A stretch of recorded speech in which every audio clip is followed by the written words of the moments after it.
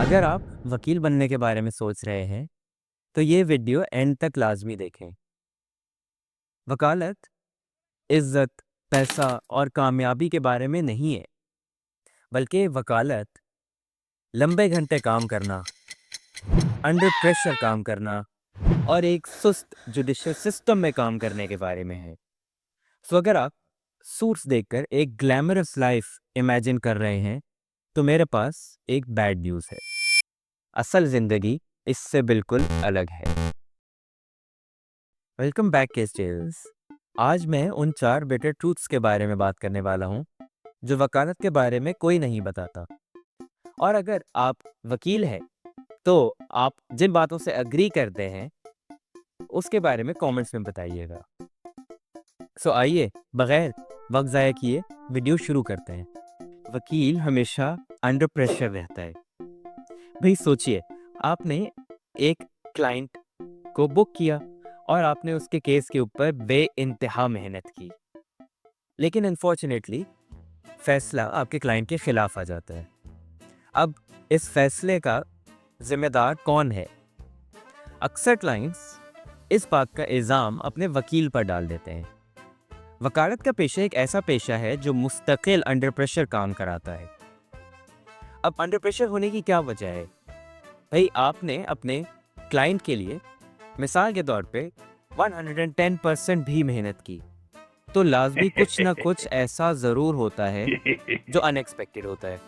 अब वो अनएक्सपेक्टेड आपके क्लाइंट के खिलाफ फैसले की सूरत में भी हो सकता है, और ऐसी सूरतों में इल्ज़ाम किस पर आता है? वकील पर।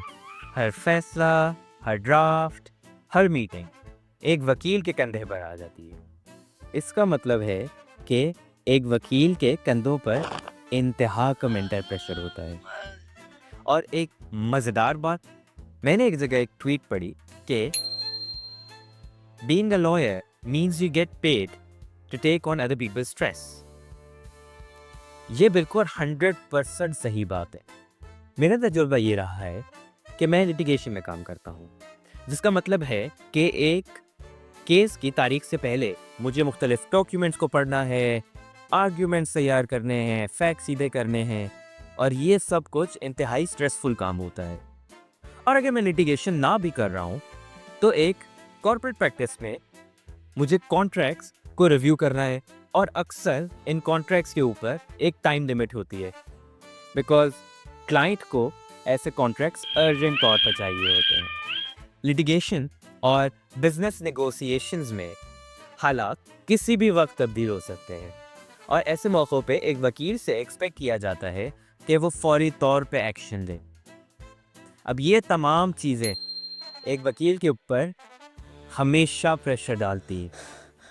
सो अगर आप मेंटल प्रेशर अच्छे से बर्दाश्त नहीं कर सकते, सो प्रोबेबली ये प्रोफेशन आपके लिए नहीं है। दूसरा, एक वकील की ज़िंदगी में फ्री टाइम नहीं होता।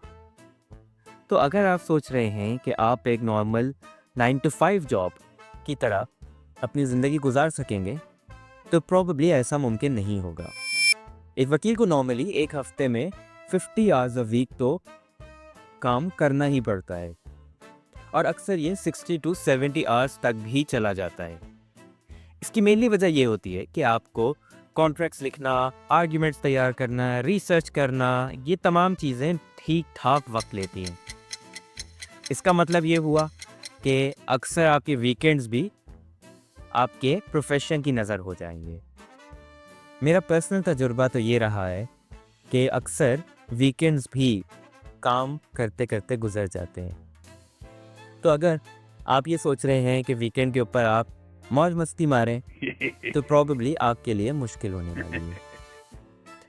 तीसरा, वकालत में अब भी आउटडेटेड प्रैक्टिसेस चल रहे हैं, जिसकी वजह से आपका जुडिशियल सिस्टम शदीद सुस्त है।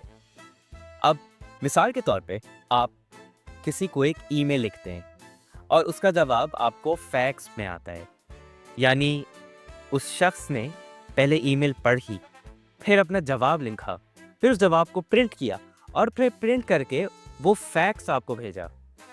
जी वाकई ऐसा लीगल प्रैक्टिस में होता है। अब इससे जाहिर ये हुआ कि बहुत सारे ऐसे वकला हैं जो नए टेक्नोलॉजिकल एडवांसमेंट्स को अपनाते नहीं हैं। इसके अलावा आप ये भी देखेंगे कि कोर्ट्स के अंदर इवन अब भी फाइल्स हाथ से लिखी जाती हैं। Oh my God, bro. Oh, hell no, man. इसकी वजह से आपके कोर्ट्स के अंदर सिस्टम इंतहाई सुस्त है। मेरा अपना तजुर्बा तो ये रहा है कि इवन कोर्ट से एक फाइल की कॉपी निकलवाने में भी आपको 3 अलग अलग जगहों पे जाना पड़ता है। एक ऐसा दौर जहाँ पे 2025 में टेक्नोलॉजिकल एडवांसमेंट्स इतनी ज़्यादा हो गई है और एआई का दौर है, वहाँ पे अब भी कोर्ट्स डेकेड्स पुराने वक्त को फॉलो कर रही हैं। सवाल ये है कि क्या आप इस चैलेंज को अपनाने के लिए तैयार? चौथा, लोग वकीलों को पसंद नहीं करते। लोग कोशिश करते हैं कि जब तक एक वकील से पालन ज़रूरी ना हो तब तक वो वकीलों को अवॉइड करें। आप माने या ना माने, लेकिन लोग वकीलों को धोखेबाज समझते हैं।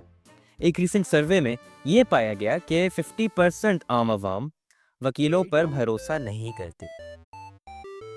वो सोचती है कि वकील चालाक होते हैं। मेरा अपना तजुर्बा ये रहा है कि जब मैं किसी नेटवर्किंग इवेंट में जाता हूँ और मैं वहाँ जिक्र करूँ कि मैं एक वकील हूँ, तो लोग सबसे पहले मुझसे यही सवाल पूछते हैं कि अच्छा, तो आप मुजरिमों को डिफेंड करते हैं? इसके अलावा अगर एक क्लाइंट आपके पास आए तो वो आमतौर पे अपने जहन में ये बात लेकर आता है कि वकील पैसे ज़्यादा लेता है लेकिन काम कम करता है, या वकील अक्सर क्लाइंट के खिलाफ जाता है, या अक्सर वकील दूसरे पार्टी के वकील के साथ मिलकर पैसे खा लेता है। अब ये ऐसे मिसकंसेप्शंस हैं जो कि सोसाइटी के अंदर मौजूद हैं, और इन परसेप्शंस को तब्दील करने की जिम्मेदारी हम वकीलों के ऊपर है। फाइनल क्वेश्चन ये है कि क्या आप वकील बनना चाहते हैं? वकालत एक ज़बरदस्त प्रोफेशन है, लेकिन इसके अपने कुछ चैलेंजेस भी हैं। अगर आप लॉन्ग आवर्स काम कर सकते हैं, अंडर प्रेशर काम कर सकते हैं और इस स्लो जुडिशियल सिस्टम को चैलेंज भी करना चाहते हैं, तो वकालत के प्रोफेशन से बेहतर और कोई प्रोफेशन ही नहीं है। लेकिन अगर आप सूट्स जैसे शोज़ देख के एक ग्लैमरस ज़िंदगी को इमेजिन कर रहे हैं, तो प्रॉबेबली लॉ आपको इससे अलग दिखेगा।